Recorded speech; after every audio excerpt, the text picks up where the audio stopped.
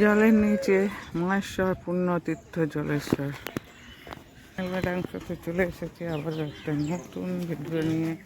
আর চলে এসেছি সেই জলেশ্বর ধাম, যেখানে বাবা মহাদেব জলের নিচে অবস্থান করে আছেন। তো এই সেই পুণ্যপুকুর দেখুন। আগামীকাল বাবা মহাদেবকে মূল সন্ন্যাসী এই জলের থেকে তুলবে।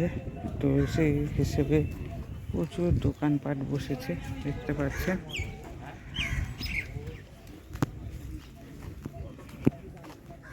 দারুণ এক পুণ্যতীর্থ। তো আজ ফাঁকায় ফাঁকায় আমি আপনাদের এখানে দেখাতে যাচ্ছি। বহু সন্ন্যাসীরও সমাগম ঘটেছে আজকে চৈত্র মাসের কাল মঙ্গলবার সোমবার বাবা মহাদেবকে জল থেকে তোলা। ওই তো আমি সময় বলছি আমার সাথে, এই জন্য বলছি না কথা বলতাম কোনি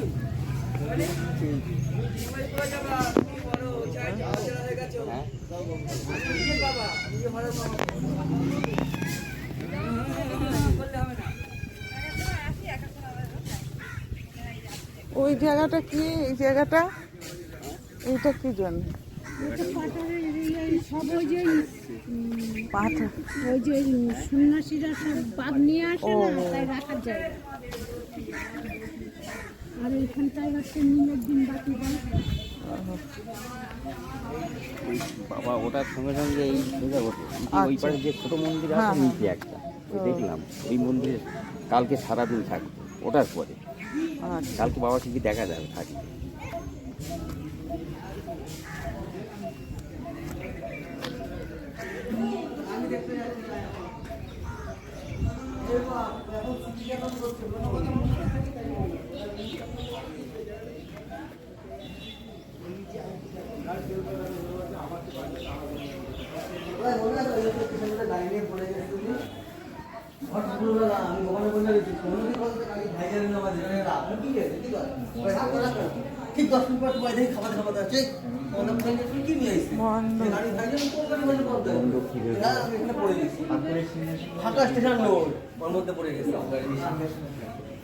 কোন সিংহাসন?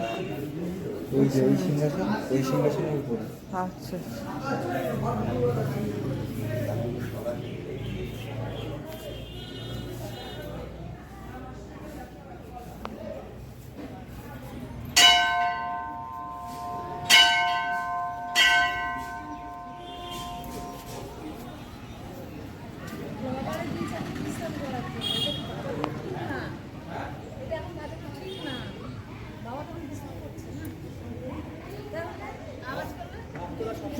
দূরে ওই সিংহাসনটা, এই সিংহাসনের উপরে তার হচ্ছে রাখে, রেখে হচ্ছে মাথায় করে নিয়ে যায় সব জায়গায়। ওই পুকুর থেকে ওঠার সময় এই সিংহাসনে প্রথমে ওঠাবে।